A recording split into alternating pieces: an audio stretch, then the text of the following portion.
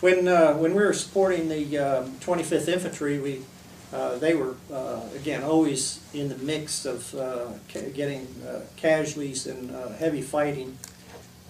We had a situation where they had multiple casualties, and they called us in. They were still under fire. We landed, and as we landed, noticed that the ground troops were all laying in the grass, right where we were landing. And our crew got out to get the ground troops to bring their casualties over to the aircraft, and they would not stand up to bring the casualties over. So our crew had to go get the casualties and bring them over to the aircraft, load them up, and we got out of there. We had to do that 2 more times, so another time during the daylight hours and then once at night.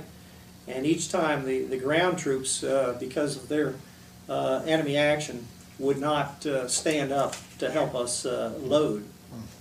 Another occasion with the 25th Infantry, they had to blow an LZ, knock down trees for me to get in. I was able to land and put one skid up against one of the trees that were laying in the LZ for stability, and our crew started loading casualties. And I kept pulling power and kept pulling power, just sitting there.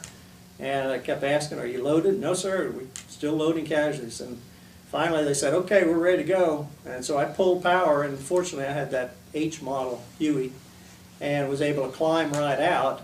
And I said, "Well, y'all in and buckled in?" "No, sir, we're out on the skids, we can't get in." And they filled up the entire cabin with casualties. And I asked them to count, "How many do we have?" And they said, "We have 12 casualties and a crew of 4. So we came out of that area with 16 Americans on board.